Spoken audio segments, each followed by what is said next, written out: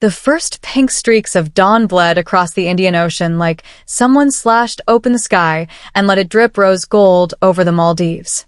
From 40,000 feet, it looked like God spilled a jewelry box.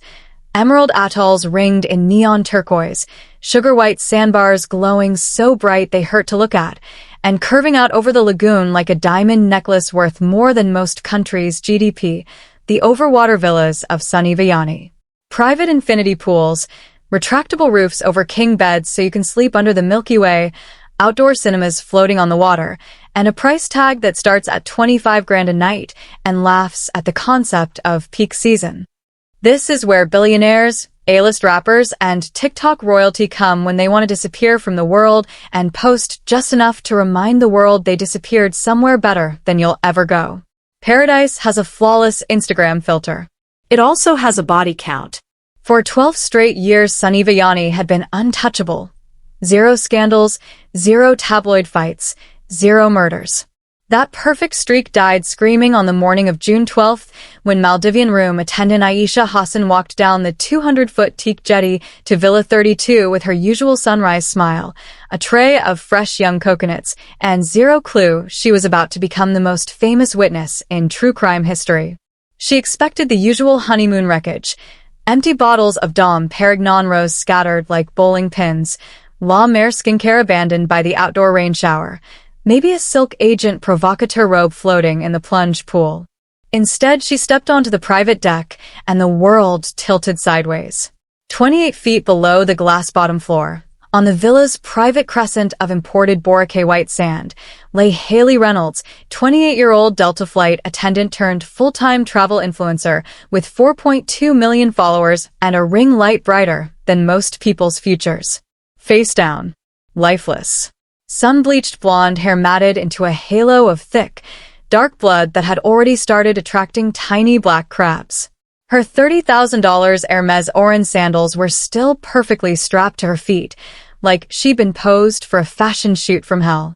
Aisha's scream shattered the morning so hard every reef heron on the atoll took flight at once. 30 feet out in the lagoon, waist-deep in water so clear you could see his shadow on the coral, sat Haley's husband of exactly 11 days, Grayson Reynolds, 33, former Air Force pilot turned private jet hotshot for Silicon Valley founders who tip in Bitcoin. The golden boy who'd proposed with a drone spelling "Marry Me" over the Maldives at sunset now stared at nothing, eyes empty, white linen shirt soaked see-through, and clinging to his abs like a cologne had gone wrong. Both knuckles shredded down to raw meat, blood swirling pink around him like he was taking a bath in rose. Security came running. Barefoot billionaires in neighboring villas peeked through teak shutters. Someone started filming on an iPhone. By the time the first speedboat of Maldivian police roared up, #Maldives honeymoon murder was already trending worldwide. Inside Villa 32, it looked like a luxury brand had been murdered. A $120,000 Minotti sectional flipped upside down. Hand-painted de Gournay silk wallpaper now Jackson Pollocked with arterial spray. The glass dining table shattered into a million lethal snowflakes. The retractable roof stuck halfway open like the villa itself was screaming. And everywhere blood. On the 800-thread count fret sheets, on the marble countertop, where someone had tried to wash their hands and given up, smeared across the outdoor cinema screen that only hours earlier had been playing The Notebook for the 100th time because Haley said it was their movie. The murder weapon glittered mockingly in the sunrise. The complimentary Baccarat Harcourt champagne flute, the resort gifts every honeymoon couple, now shattered into dagger-sharp shards crusted with blonde hair and brain matter. The same flute Haley had toasted with 11 nights earlier while Grayson kissed her and whispered "Forever" to 6.8 million live viewers on Instagram. Forever lasted 11 days. How does a girl who spent 5 years serving Diet Cokes at 37,000 feet end up beaten to death with a $900 champagne flute in the most expensive hotel room on Earth? The answer starts 2 years earlier, in the chaos of a delayed flight out of Atlanta. Haley Reynolds was working first class on Delta 217 to Seattle when the snowstorm hit. Passengers were losing their minds. Kids screaming. Some crypto bro yelling about missing his keynote. Haley stayed calm, warm smile, perfect red lipstick, handing out snacks like a human Xanax. That's when the cockpit door opened and Captain Grayson Reynolds walked out in his four stripes, looking like Tom Cruise cosplaying authority. He locked eyes with her across the galley and said the most Grayson sentence ever. I always notice the prettiest girl in any room, even at 37,000 feet. By the time they landed, he had her number, her Instagram, and her entire layover schedule memorized. He wasted no time. Flew her to Napa in his Cirrus SR-22 on their second date. Booked out the entire Auberge du Soleil for dinner. Rented a yacht in Miami for the third. Every move choreographed to make her feel like the main character in a movie only billionaires get to star in. Grayson didn't just spoil Haley, he weaponized romance. Private jet picnics over the Grand Canyon. A custom Cartier love bracelet locked on her wrist with a diamond-encrusted screwdriver he kept in his pocket, so only I can ever take it off. When she mentioned wanting to see the Northern Lights, he flew her to Iceland that same week and proposed under them 6 months later with a 12-carat Asher cut that broke the internet. But the red flags were there from jump. He tracked her location for safety. Showed up unannounced on her layovers. Got mad when male followers liked her bikini pics. Started managing her brand deals, telling her which sponsors were beneath them now. When she gently pushed back, he'd cry, real tears, saying, I just love you so much it scares me. I can't lose you. Classic love bomb. Devalue. Discard. Repeat. Haley's friend saw it first. Her bestie Madison from flight attendant training tried to stage an intervention over bottomless mimosas in Miami. Babe, this isn't love. This is ownership. He's isolating you. Haley laughed it off, posted a photo kissing Grayson on a yacht captioned, when they're jealous it just means they love you harder. Her little sister Chloe noticed on FaceTime that Haley stopped talking about future trips without Grayson. Stopped posting solo. Started asking permission before booking flights for work. When Chloe asked point blank, "Are you okay?" Haley's smile went plastic. He just wants what's best for us. Their mom Lauren saw it clearest of all. Grayson charmed her on the first visit, flowers, compliments, calling her ma'am like a southern gentleman on steroids. But Lauren caught him answering questions for Haley, cutting her off mid-sentence, squeezing her thigh under the table when she tried to speak. Mom instinct screamed. She pulled Haley aside. Sweetheart, love doesn't need to control the volume on your voice. Haley's response broke her mother's heart. You don't get it, Mom. He's intense because he's passionate. Once we're married, he'll calm down.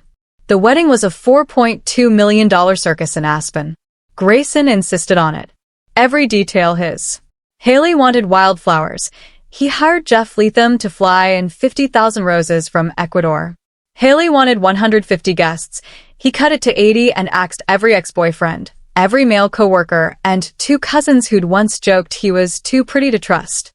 When Haley cried about her college best friend not being invited, Grayson wiped her tears and said, Baby, toxic people don't get seats at our forever. The first time he hit her was 3 weeks before the wedding. They were arguing about the seating chart. Haley wanted her aunt next to her mom. Grayson said no. She pushed back. He grabbed her shoulders, so hard his thumbs left bruises shaped like fingerprints, slammed her against the wall of their $22 million Denver penthouse, and hissed, I said no. Then immediately dropped to his knees sobbing, begging forgiveness, promising it would never happen again. It happened again. And again. And again. Each time followed by jewelry, vacations, apologies so poetic they could have been scripted by Nicholas Sparks on Adderall. The cycle was textbook. Explosion, guilt, gifts, honeymoon phase, repeat. Only the explosions got worse, and the gifts got bigger. By the time they boarded the seaplane to sunny Vianney, Haley had a secret second phone hidden in a tampon box, a bruise under 3 layers of Dior concealer, and a GoPro rolling in her suitcase because Madison had begged her to document anything that happened, just in case. Day 1 in paradise was perfect for the algorithm. Grayson hired the resort photographer for a private sunrise shoot. Haley in a white bikini, Grayson shirtless, feeding each other papaya on the overwater net while drones captured content worth 6 figures in sponsorships. They posted the caption together. Best day of our lives, and it's only day one. Behind the scenes, it was already hell. Grayson confiscated her phone on night 2, so we can be present. Read her DMs. Accused her of flirting with the Maldivian butler because the guy smiled while refilling her water. When she cried, he locked her out on the deck in 95-degree heat for 40 minutes to think about how her actions affect our marriage. By day 4, the staff noticed. The French couple in Villa 31 heard screaming at 2 a.m. The British influencers next door saw Haley flinch every time Grayson raised his voice. The dive instructor on their private shark safari watched Grayson yank Haley's arm so hard underwater her regulator popped out. On day 7, Haley tried to escape. While Grayson passed out drunk on the outdoor daybed, she grabbed her passport, $10,000 cash she'd hidden in a sunscreen bottle, and ran barefoot to the main island jetty. She made it as far as the reception desk, whispering to the night manager, "I need the next flight to anywhere, please." Grayson woke up, tracked her phone. He'd never actually turned off location, and found her in under 8 minutes.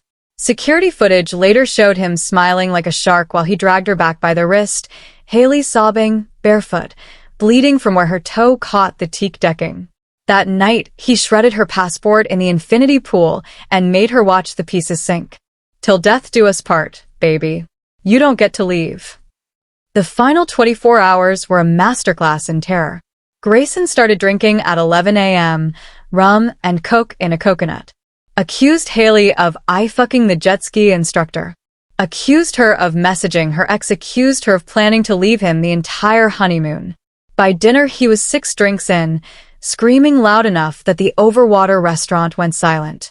When the waiter asked if everything was okay, Grayson stood up, chest puffed, and said, "Mind your fucking business before I buy this resort and fire you."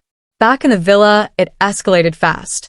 Neighbors heard crashing, glass breaking, Haley begging, "Please, Grayson, stop. I love you, I'm sorry." Then the worst sound of all, silence, followed by one final, blood-curdling scream that cut off like someone hit mute. Haley fought like a caged animal. Forensic photos later showed defensive wounds, so deep you could see bone. She clawed his face, DNA under her nails, bit his forearm hard enough to leave a perfect dental imprint, tried to crawl across the glass floor while he dragged her back by her hair. She made it from the master bedroom to the deck to the private beach before he tackled her into the sand and picked up the baccarat flute. 7 blows to the skull. The medical examiner counted 7 separate impact points. The final one so hard it drove crystal shards into her brain. Afterward, Grayson tried to stage it like a drowning, dragged her body into the lagoon, realized the blood wouldn't wash away, gave up, and just sat there, waist deep in paradise, staring at nothing while the tide turned pink around him. When police finally arrived, he didn't resist, didn't speak, just let them cuff him while he stared at the horizon like he was waiting for a flight that would never come. The trial was a global circus. Grayson's defense claimed PTSD from Afghanistan, temporary insanity, alcohol, mutual combat. The prosecution played the GoPro footage Haley had hidden in her luggage, timestamped 2:14 a.m., Grayson's voice crystal clear. "You think you can leave me? I'll kill you first." Guilty. Life. No parole. Haley's little sister, Chloe, started the Haley Reynolds Foundation. It's saved 312 women so far. Every major resort chain now trains staff to spot abuse. Delta changed their dating policy for pilots and flight attendants. And every year on June 12th, thousands of women post turquoise hearts on Instagram with the caption, "We see the signs now." Because Haley couldn't. Paradise looks perfect from the drone shot.